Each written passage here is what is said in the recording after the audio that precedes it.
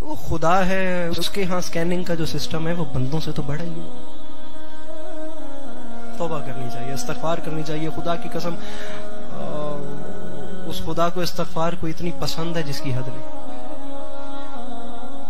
رکھو علماء کے سروں پہ قرآن، بلکہ علماء کے سروں پہ قرآن کے رکھنا، قرآن کو خود کھولو. گناہ ہو گیا ہے، پتہ بھی چل گیا ہے کہ میں گناہ کر بیٹھا. اس گناہ کے بعد کون کہہ رہا ہے توبہ کرو؟ توبہ کرنا تو ڈیمانڈ ہی نہیں، بس دل میں پشیمان ہو جانا. تو دل میں پشیمان ہو جائے نا کہ میں نے غلط کیا ہے، وہ معاف کر دیتا.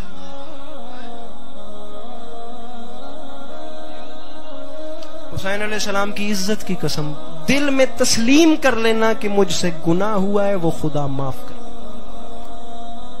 معافی کی تو منزل ہی سے اوپر کی ہے. پڑھیں مقتل کی کتابیں، کتب الرجال کو کھولیں، مقتل کی کتابیں پڑھ کے دیکھیں. جناب حر امام حسین علیہ السلام کے پاس آئے اور حر علیہ السلام نے امام حسین سے جملہ کیا بولا؟ دنیا کہتی ہے کہ حر نے آ کے امام حسین سے معافی مانگی. کہتی رہے، میرے نظریات کے مطابق جو حر نے جملے کہے وہ معافی میں نہیں آتا گیا.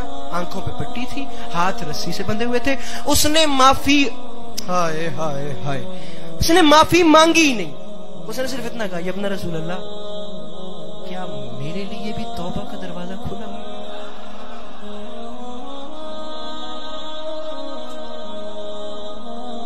اگلا جملہ، یا ابن رسول اللہ، کیا مجھ جیسے کے لیے بھی توبہ کا دروازہ کوئی چانس ہے؟ علی کے لال نے آگے بڑھ کے اسے سینے سے لگا. جناب موسیٰ علیہ السلام کے دور میں ایک بندہ تھا، وہ ایک پہاڑ کی اوٹ میں بیٹھ کے ایسی جگہ پہ اللہ کی عبادت کرتا تھا جہاں دوسرا بندہ جا ہی نہیں سکتا تھا. پتھر چاروں طرف سے گر چکے تھے، ایک چشمہ تھا، وہاں سے پانی پیتا تھا اور سبزہ کھاتا تھا، گھاس کھاتا تھا، درختوں کے پتے کھا کر پیٹ پالتا تھا اور ہر ٹائم خدا کو سجدہ کرتا تھا. جناب موسیٰ علیہ السلام جب کوہ طور پہ جاتے تھے تو جانے سے پہلے اپنے نیک نیک بندوں سے پوچھتے تھے، میں کوہ طور پہ اللہ کے پاس جا رہا ہوں، کچھ تمہارا کام ہو، کوئی سفارش ہو تو مجھے بتاؤ، میں جا کے تمہارا کام کروں.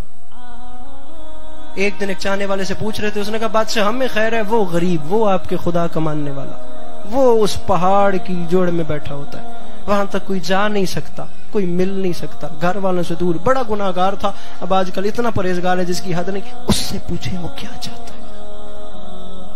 جیسے تیسے کرتے ہوئے نبی خدا اس بندے تک پہنچ گئے. یہ آنکھیں ہی نہ رہیں کھوکھرا کملانا لے ہوں جو ان آنکھوں سے پڑھ کے آپ کو نہ سنا رہا.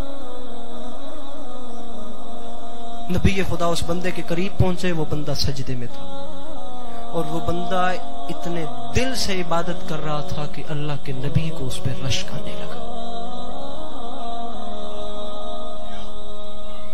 یہ اتنا پیارا سجدہ کر رہے ہیں اللہ. نبی کے دل میں خیال آیا کہ کاش ایسا ہو کہ میں بھی گر جاؤں اور ایسا سجدہ کروں. پتہ نہیں کتنی دیر نبی خدا انتظار کرتے رہے، وہ بندہ سجدے میں گیا. بالآخر جب اس نے سجدے سے سر اٹھایا تو نبی نے بتایا کہ میرا نام موسیٰ ہے، میں اس کا بھیجا ہوا پیغمبر ہوں، میں کوہ طور پہ جا رہا ہوں اس سے کلام کرنے. تیرا کوئی کام ہے تو مجھے بول، وہ میں کر رہا ہوں. وہ بندہ جو ہر وقت سجدے میں رہتا تھا، اس نے ہاتھ باندھ کے کہا جب طور پہ جائیں تو اللہ سے صرف اتنا پوچھئے گا. وہ درخت کی اوٹ میں بیٹھا ہوا گناہگار پوچھ رہا تھا، کیا میرے نصیب میں بھی جنت ہوگی؟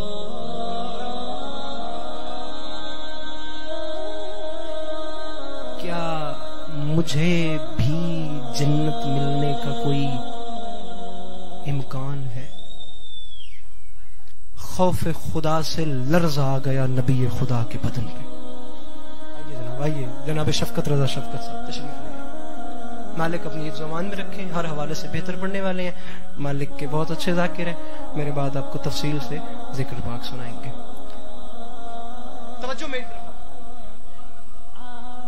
کیا میرے لیے بھی تیری جنت میں کوئی جگہ ہے؟ نبی خدا طور پہ چلے، اپنا سجدہ کرنے کے بعد، اپنی عبادت کے بعد خدا کے آگے عرضی رکھی، بار الہ تو مجھ سے بہتر جانتا ہے، وہ تیرا عبادت گزار دیکھنے سے ہی جنتی ہے لیکن اس کی امانت تجھ تک پہنچانے، وہ پوچھ رہا تھا کیا تیری جنت میں اس کے لیے بھی کچھ جگہ ہے؟ آواز توحید آئی، موسیٰ جا کے اس سے کہہ دے وہ جتنی عبادت کر رہا ہے نا 40 مرتبہ اور پیدا ہو اور اتنی ہی عبادت کرتا کرتا 40 بار مر بھی جائے تو اسے جنت نہیں مل سکتی۔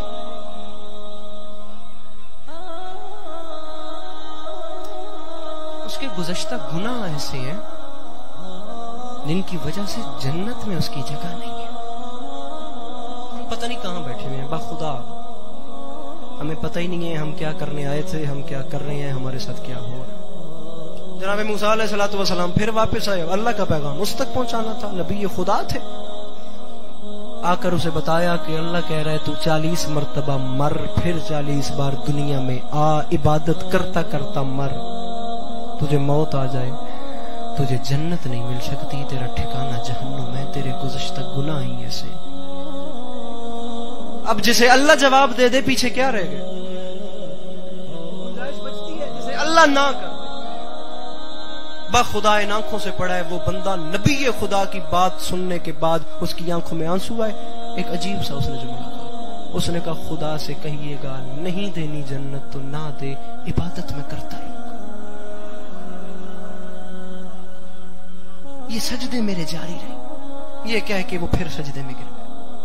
جناب موسیٰ علیہ السلام پھر کوہ طور پہ گئے، دوبارہ جا کے اللہ سے کہا بار الہ وہ کہہ رہا تھا جنت دے یا نہ دے عبادت میں نہیں چھوڑوں گا کیونکہ تو اس عبادت کے لائق ہے۔ خالق کی آواز آئی موسیٰ جا کے اس سے کہہ دے میں اللہ کہہ رہا ہوں میں نے تجھ پہ جنت واجب کر دی۔ حسین علیہ السلام کی عزت کی قسم ہے میں داد کے لالچ میں نہیں پڑا، اتنی داد ہوتی ہے یار جتنی میں لے چکا۔ ہر بندہ جو یہاں پہ بول رہا ہوں ان کے تو انسارے کھلانا تھا ود داد ہوگی، کتنے شعر پڑھا تھا، کتنی باری تو انا کھا کے پبا تے اٹھ کے بولو، دو باتیں ہیں، وہ داد میں اپنے ساتھ لے جاؤں گا، یہ میری مشکل باتیں آپ اپنے ساتھ۔ یہ آخری 10 منٹ جو میں نے آپ کے لیے ہیں اس کی اسپیشلی معذرت جن پہ گرا ہوں، جا کے اسے کہہ دے میں اللہ نے تجھ پہ جنت واجب کر دی۔ جناب موسیٰ علیہ السلام نے ہائے ہائے ہائے، اب جو اللہ نے جواب دیا اس بات کا بھی وہ بھی نہیں بتاتا، وہ تب بتاؤں گا جب جناب موسیٰ پھر اس کے پاس گئے۔ بار الہ کیوں؟ اللہ نے وجہ بتا دی۔ نبی خدا پھر اس کے پاس گئے، پھر جا کے اسے کہا کہ اللہ کہہ رہا ہے میں نے تجھ پہ جنت واجب کر دی، میں اللہ نے تجھ پہ جنت واجب کر دیا ہے، عبادت کی وجہ سے نہیں، تجھ پہ اس لیے جنت واجب کی ہے کہ میں تجھے جس حال میں رکھ رہا تھا تو اس میں رہنے کے لیے راضی تھا۔